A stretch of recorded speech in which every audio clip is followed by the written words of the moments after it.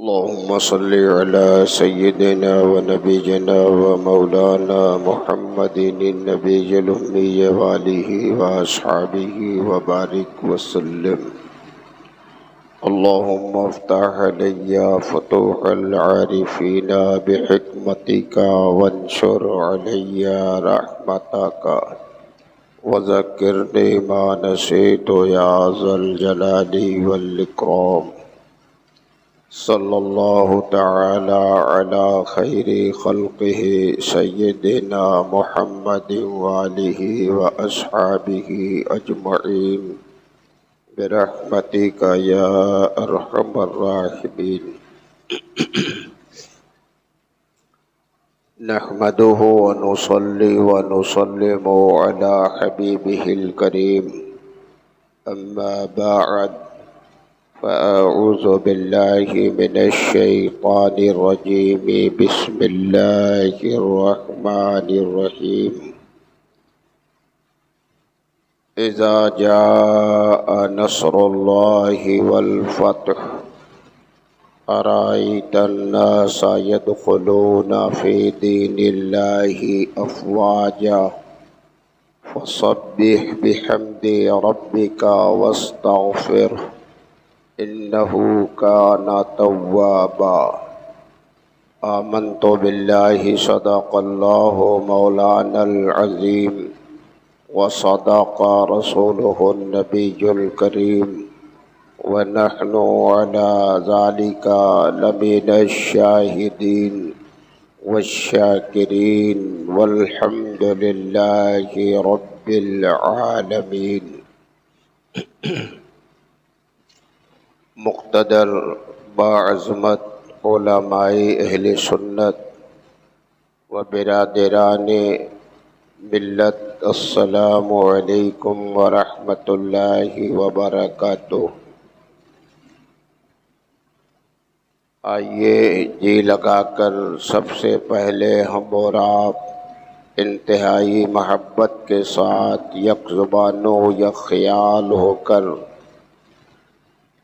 مدنی تاجدار سرکار ابد قرار حبیب گردگار محبوب پروردگار شفیع روز شمار اللہ تبارک و تعالی کی تمام دولتوں اور تمام نعمتوں کے اس کی عطا سے مالک و مختار، لمبے لمبے ہاتھوں سے بھیک دینے والے، گرتوں کو اٹھانے والے، ڈوبتوں کو ترانے والے، نامرادوں کے دامن کو گوہر مراد سے بھر دینے والے، بزم کونین کے اجالے مرآنی فقد رأى الحق کا مزدع جافزہ سنانے والے، ہم غلاموں کا ہاتھ اپنے دست پاک میں لے کر اللہ تبارک و تعالی کے ید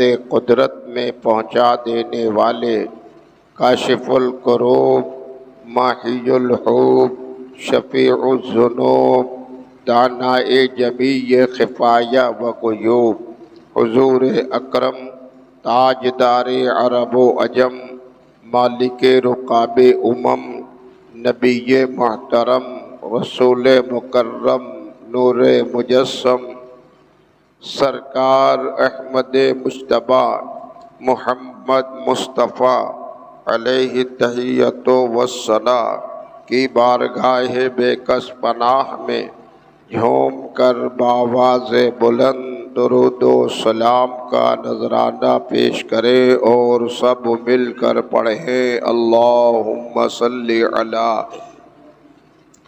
سیدنا و نبینا و مولانا محمد النبی الامی وآلہ و اصحابہ و بارک وسلم. حضرات گرامی،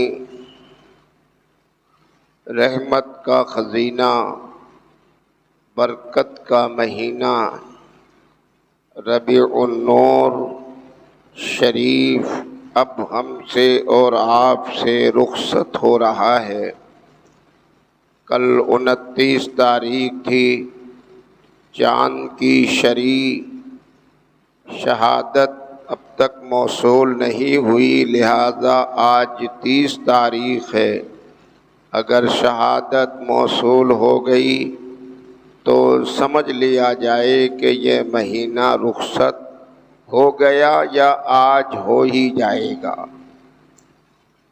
اور اب آنے والا جو مہینہ ہے وہ ربیع الغوث کا ہے، جسے ربیع الآخر بھی کہتے ہیں۔ یہ مہینہ میرے آقا کا اور آنے والا مہینہ میرے آقا کے نور نظر کا، نبی کے چہیتے، نبی کے لاڈلے کا مہینہ ہے۔ اللہ تعالیٰ نے ہمارے اور آپ کے نبی دو عالم صلی اللہ تعالی علیہ وسلم کو کیسی شان، کیسا رتبہ، کیسا مقام، کیسی رفعت اور کیسی درجات کی بلندی عطا فرمائی ہے کہ کائنات میں آپ روز اول سے لے کر آج تک قیامت تک آنے والے حالات میں سب کسی کا جائزہ لے لے تو شان والے تو ایک سے ایک ملیں گے، رتبے والے ملیں گے، رفعت والے ملیں گے، عظمت والے ملیں گے، لیکن سب کے بعد پھر یہ کہنا ہوگا کہ ساری دنیا کے سارے لوگ ایک طرف میرے آقا کا رتبہ نرالا ہے، وہ اکیلے ہیں، وہ ایک طرف ہیں۔ نبی ہمارے بڑی عظمتوں کے مالک ہیں۔ میلاد النبی، نبی کی ولادت پاک ربیع النور کی 12 کو ہوئی۔ آپ سب نے سنا، سنتے چلے آ رہے ہیں، اور اب نبی یہ دو عالم کا اسی مہینے میں اس دار فانی سے عالم جاویدانی کا سفر بھی ہوا ہے۔ اللہ اللہ، نبی آئے تو ان میں بھی اللہ نے انہیں اختیار دیا، اور اب نبی روئے زمین سے اس عالم فانی سے رحلت فرمانے والے ہیں، تو اس سلسلے میں بھی میرے نبی کو اللہ نے کیسا اختیار دیا ہے۔ قرآن کریم کی ابھی جس سورہ پاک کی میں نے تلاوت کیا، اذا جاء نصر اللہ والفتح ارأیت الناس يدخلون فی دین اللہ افواجا فسبح بحمد ربک واستغفرہ انہ کان توابا۔ یہ سورہ پاک اکثر و بیشتر سب کو یاد ہی ہوگی، بکثرت یاد رہتی ہے۔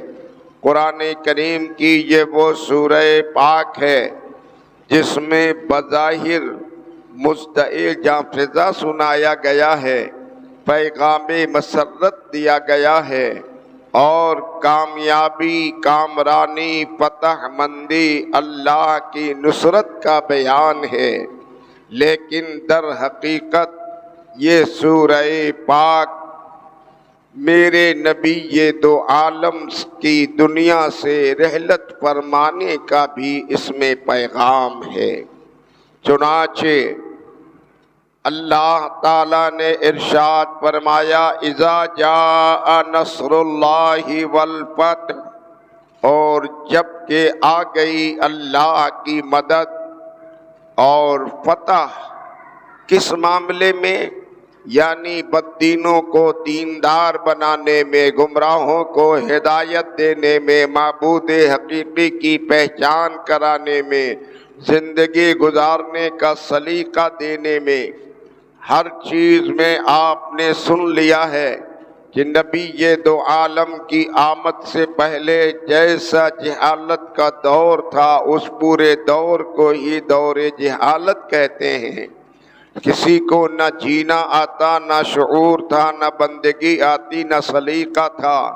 قتل و قتال کا بازار گرم رہنا، بت پرستی میں ملوث رہنا، اپنے پرائے کی کوئی تمیز نہ ہونا، بڑی خرابیاں تھیں پوری دنیا میں، تمام طور پہ جہالت ہی جہالت تھی کہ میرے پیغمبر آئے، ہدایت کا نور بن کر آئے، اجالا لے کر آئے، پیغام صداقت سنایا، حقیقت سے آگاہ کیا، جینے کا سلیقہ بتایا، بندگی کا شعور دیا، عزت، وقار، محبت، احترام، اتحاد کی نبی نے دعوت دیا، پوری دنیا میں ہدایت کا نور پھیلا، اجالا ہی اجالا ہو گیا، اور ہر طرف مذہب اسلام پروان چڑھنے لگا۔ نبی یہ دو عالم نے اس سلسلے میں کتنی قربانیاں دی ہیں، کتنی محنت اور مشقت کیا ہے، کیسے کیسے مصائب و آلام سے دوچار ہوئے ہیں، اپنے معجزات کا سہارا لیا ہے، نبی نے کام کیا، پوری دنیا میں توحید باری کا پرچم لہرایا، اور اللہ کی وحدانیت و ربوبیت اور اس کی یکتائیت کا علم لے کر چلے مصطفیٰ۔ کام ہوتا رہا کہ اب یہ سورہ پاک نازل ہو گئی، اور یہ سورہ پاک جب نازل ہوئی کہ اللہ نے فرمایا اذا جاء نصر اللہ والفتح، جب کہ آ گئی اللہ کی مدد اور اس کی طرف سے فتح، ارأیت الناس يدخلون فی دین اللہ افواجا، کیا نہیں دیکھتے کہ بھیڑ در بھیڑ، جوق در جوق اللہ کے دین میں اب لوگ داخل ہو رہے ہیں۔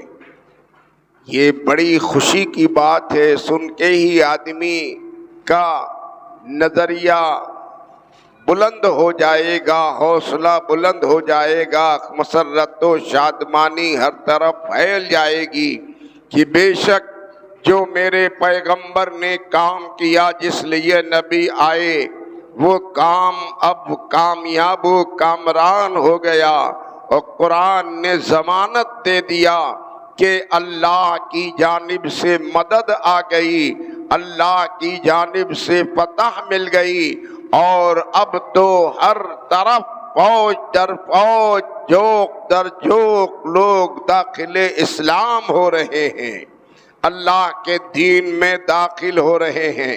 پھر رب نے فرمایا فسبح بحمد ربک، پس تسبیح بیان کیجئے اپنے رب کی اور اس کی حمد کیجئے، واستغفرہ فإنہ کان توابا، اور اس کی بارگاہ میں استغفار کیجئے، اپنے پچھلے گناہوں سے توبہ کیجئے، اللہ تعالیٰ آپ کی توبہ قبول فرمانے والا ہے۔ یہ سورہ پاک جب نازل ہوئی، عرب کی دنیا میں نبی کے صحابہ، غلام، صاحبان ایمان نے جب یہ کلام الہی سنا، خوشیوں کا ایک ماحول بن گیا، ہر طرف سے مسرت و شادمانی کا ماحول نظر آیا، سب کوئی خوش تھا کہ ہم لوگ کامیاب ہو گئے، اللہ نے کامیابی کی ضمانت دے دیا۔ چاروں طرف سے خوشیوں کی آواز تھی، مسرت و شادمانی میں ہر کوئی جھوم رہا تھا۔ جس نے بھی یہ سورہ پاک سنا، سب کے دل سے مسرت و شادمانی کے کلمات نکلنے لگے۔ بظاہر یہ سورہ پاک تو مزدحج فضا ہے، پیغام مسرت ہے، اللہ نے فرما دیا ہے کہ تمہارے رب کی جانب سے فتح اور تمہارے رب کی جانب سے مدد آ گئی ہے۔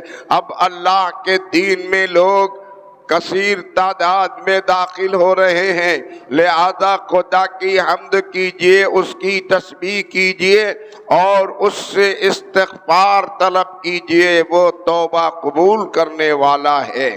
سنا سب نے خوشی و مسرت کے عالم میں جھوم اٹھے، لیکن انہی اصحاب میں، انہی پیغمبر کے جانثاروں میں، انہی دین و دانش کے پیکر افراد نے، جہاں سارے لوگ خوشیاں منا رہے تھے کہ یہ کیسے بھی صحابی رسول ہیں، حضرت عبداللہ ابن مسعود جو قرآن کریم کے مفسر اعظم ہیں، علم و دانش کے پیکر ہیں، مصطفیٰ کی نگاہ فیض کے فیض یافتہ ہیں، بارگاہ نبوت میں حاضری کا شرف ملا رہتا ہے، سب نے سنا، مبارکبادیاں دی جا رہی ہیں، خوشیوں کا اہتمام ہو رہا ہے۔ عبداللہ ابن مسعود نے سنا، سنتے ہی آنکھیں نم دیدہ ہو گئیں، جگر پارا ہونے لگا، افسردہ ہو گئے، بلک بلک کر رونے لگ گئے۔ ہر ایک محو حیرت عبداللہ ابن مسعود کو دیکھ رہا ہے اور ان سے سوال کرتا ہے کہ ساری دنیا کے لوگ سن کر خوش ہو رہے، ہر کوئی خوشیوں میں مگن ہے، یہ کیا ماجرا ہے کہ آپ نے سنا ہے تو آنکھیں اشکبار ہو گئی ہیں، دل آپ کا زخمی ہو رہا ہے، چہرے پر افسردگی کے آثار نمایاں ہو رہے ہیں۔ آخر یہ آیت تو آئی ہے پیغام مسرت بن کر، مزدہ جافزہ بن کر، جتنا سب نے قربانی دیا ہے اس میں کامیابی کی ضمانت بن کر آئی ہے، پھر آپ کے آنکھوں سے آنسو کیوں ہے؟ آپ خوشیوں میں کیوں نہیں شامل ہوتے؟ آپ مسرت و شادمانی میں کیوں نہیں شریک ہوتے؟ سب نے سوال کیا عبداللہ ابن مسعود سے۔ عبداللہ ابن مسعود کی آنکھیں نم دیدہ ساون بھادو کی طرح برس رہی ہیں، جگر پارا ہو رہا ہے، پزمردہ ہو رہے ہیں، مضطرب الحال ہو رہے ہیں۔ سارے لوگ حیرانی کے عالم میں پوچھتے ہیں، عبداللہ ابن مسعود وجہ بتاتے ہیں، آپ فرماتے ہیں سنو سنو، بظاہر یہ سورہ پاک تو مزدہ جافزہ بن کر آئی ہے اور یہ کلام الہی ہے، پیغام مسرت کا سنایا گیا ہے، فتح مندی کی دلیل دی گئی ہے، لیکن در حقیقت یہ سورہ پاک اس بات پہ دلالت کر رہی ہے کہ اب میرے آقا کا اس دنیا سے جانے کا دن قریب آ گیا ہے، اس لیے میرا دل رو رہا ہے، آنکھیں برس رہی ہیں۔ لوگ حیرانی کے عالم میں آ کر کہتے ہیں عبداللہ ابن مسعود آپ نے یہ مطلب کہاں سے نکال لیا؟ تو حضرت عبداللہ ابن مسعود نے فرمایا کہ نبی آئے تھے جس کام کے لیے، وہ کام نبی کا پورا ہو گیا، جب کام پورا ہو گیا، ضرورت پوری ہو گئی، جس لیے آئے تھے کامیابی مل گئی، تو اب جب ضرورت نہیں بچی تو وہ رہیں گے کیوں یہاں پر؟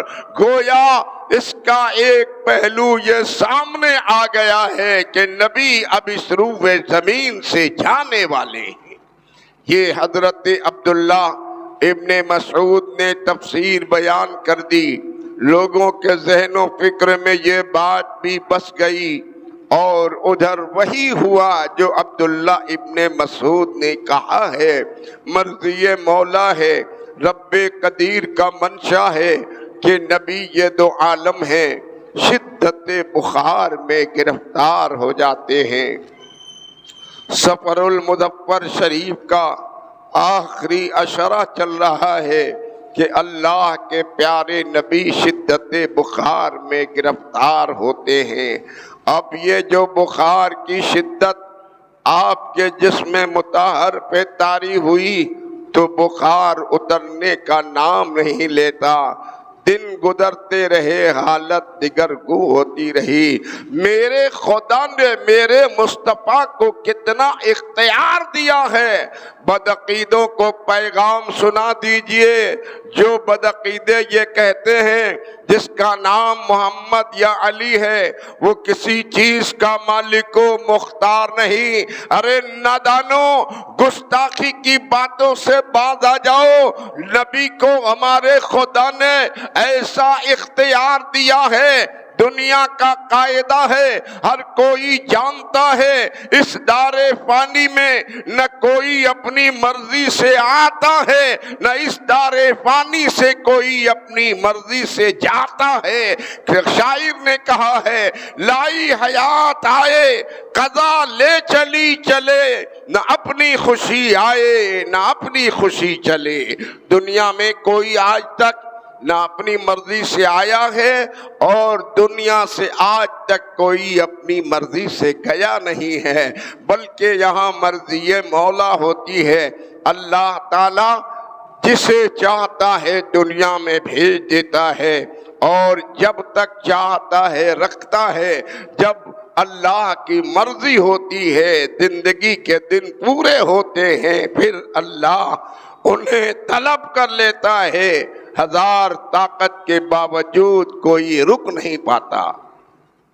دنیا میں ان دونوں مرحلوں میں کسی کو کوئی اختیار نہیں ہے، لیکن میرے پیغمبر ایسی شان کے مالک ہیں کہ دنیا میں آنے کے لیے بھی اللہ نے مصطفیٰ کو اختیار دیا، اور اب دنیا سے جانے کا دن بھی آ رہا ہے تو بھی مصطفیٰ کو اختیار ملا۔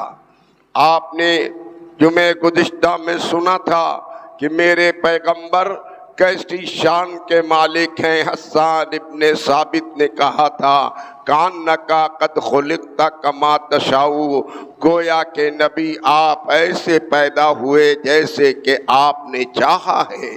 یہ نبی کا اختیار، اور اب دنیا سے جانے کا دن قریب آ رہا ہے۔ حدیثوں کی بات ہے، قصہ کہانی نہیں ہے۔ اپنے نبی کے اختیار پہ قربان جائے سنی مسلمان۔ اللہ کے پیارے نبی کتنے مختار ہیں، کیسے صاحب اختیار ہیں۔ آج تک پوری دنیا کا جائزہ لیجئے، کوئی اپنی مرضی سے نہیں آیا۔ چاہتا ہے کہ دنیا میں ہم نہ جائیں، لیکن اللہ کی مرضی ہوتی ہے، آنا ہی ہوتا ہے۔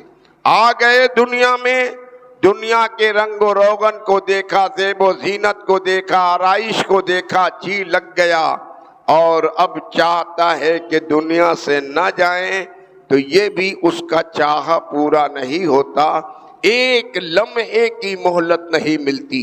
سلطان ہو، بادشاہ ہو، امیر ہو، کبیر ہو، دولت مند ہو، وہ چاہے کہ ہمیں دنیا سے نہیں جانا ہو تو اس کا چاہا نہیں ہوگا، رب کا چاہا کارآمد ہوگا۔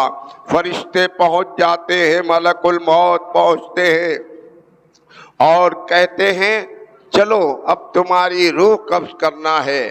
کوئی بادشاہ اسلام ہو، بادشاہ وقت ہو، سلطان اعظم ہو، اور وہ یہ کہے کہ ذرا مجھے مہلت دے دیجئے 5 منٹ کی، ذرا مجھے دستاویز لکھنا ہے، ذرا مجھے اپنے بیٹے کو ولی عہد کو اپنا جانشین بنانا ہے، فلاں کام کرنا ہے۔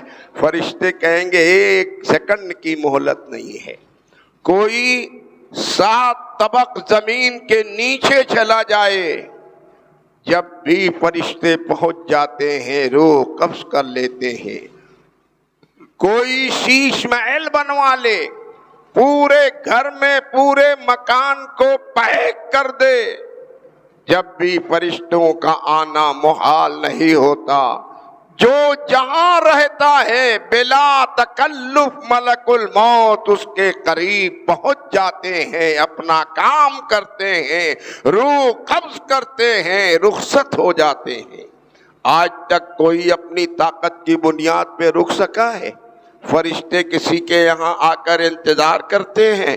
کبھی کوئی ریکارڈ نہیں ہے۔ لیکن اپنے نبی کی عظمت و شان پہ قربان جاؤ۔ حدیث میں آتا ہے اللہ کے پیارے نبی شدت بخار میں گرفتار ہے، حضرت عائشہ صدیقہ کے گود میں میرے نبی پاک کا سر مبارک ہے، حضرت عائشہ خدمت میں لگی ہیں اور میرے پیغمبر کی شہزادی فاطمہ الزہرا خاتون جنت حضرت سیدہ فاطمہ اپنے والد گرامی کی خدمت گزاری کر رہی ہیں، شدت بخار میں گرفتار ہیں مصطفیٰ۔ دن وہ قریب آ گیا ہے کہ آج باہر دروازے پر سے آواز آتی ہے، آواز اندر کیا آتی ہے؟ السلام علیک یا معدن الرسالہ واہل بیت النبوہ۔ یہ باہر سے آواز آئی، اندر مصطفیٰ ہیں، شدت بخار میں گرفتار ہیں، غشی کی کیفیت ہے، حضرت عائشہ کی گود میں سر مبارک ہے، حضرت فاطمہ الزہرا خدمت مبارک میں حاضر ہیں کہ فاطمہ کے کانوں سے یہ آواز ٹکرائی، باہر سے کوئی پکارنے والا پکار کر کہتا ہے السلام علیک یا معدن الرسالہ و اہل بیت النبوہ۔ حضرت فاطمہ نے سنا تو اندر ہی سے آپ جواب دیتی ہیں، کون ہے؟ واپس جائے، میرے والد کی طبیعت ٹھیک نہیں ہے، ملاقات ہونا مشکل ہے، ممکن نہیں ہے، بات کو آنا۔ یہ اندر سے حضرت فاطمہ نے جواب دے دیا۔ حدیث میں آیا دوسرے دن یا دوسری بار کچھ وقت گزر کے پھر باہر سے آواز آئی السلام علیک یا معدن الرسالہ واہل بیت النبوہ۔ حضرت فاطمہ نے پھر سنا، آپ نے اندر سے ہی پھر جواب دے دیا، والد گرامی کی طبیعت ناساز ہے، شدت بخار میں گرفتار ہیں، دیدار زیارت مشکل ہے، بات کو آنا، ابھی ملاقات نہیں ہوگی۔ حدیث میں آتا ہے یہ جواب پھر دے دیا حضرت فاطمہ نے۔ تیسرے روز یا تیسری مرتبہ کچھ دیر کے بعد پھر باہر سے یہ آواز آئی السلام علیک یا معدن الرسالہ واہل بیت النبوہ۔ حضرت فاطمہ نے پھر وہی جواب لوٹایا، بتایا تو میں کئی بار بار سلام کرتے ہو، والد گرامی شدت بخار میں گرفتار ہیں، ملاقات مشکل ہے، دیدار نہیں ہو پائے گا، بات کو آنا، کہ میرے پیغمبر نے اپنی آنکھیں کھول لی۔ نبی نے حضرت فاطمہ سے ارشاد فرمایا، فاطمہ کون ہے؟ کس سے یہ کلام کر رہی ہو؟ حضرت فاطمہ خاتون جنت نے جواب دیا، ابا جان، لگتا ہے کوئی عرابی، کوئی دیہاتی، کوئی دور دراز سے کوئی آیا ہوا ہے، وہ ملاقات چاہتا ہے، آپ کی طبیعت ناساز ہے، حالت دگرگوں ہے، اس لیے میں نے اس سے معذرت کر دیا، منع کیا کہ بات کو آنا، لیکن کوئی ضدی آدمی معلوم ہوتا ہے کہ وہ بار بار باہر سے آواز دے رہا ہے، سلام پیش کر رہا ہے۔ ابا جان، وہ کوئی دیہات کا ہے، قرب و جوار کے سارے لوگ تو جانتے ہی ہیں کہ آپ کی کیفیت اور حالت کیسی ہے، لگتا ہے کوئی دور دراز سے کوئی مسافر آیا ہوا ہے۔ اللہ اللہ، رتبہ مصطفیٰ دیکھیے، اختیار مصطفیٰ دیکھیے، مصطفیٰ کے گھر والوں کی شان و عظمت دیکھیے۔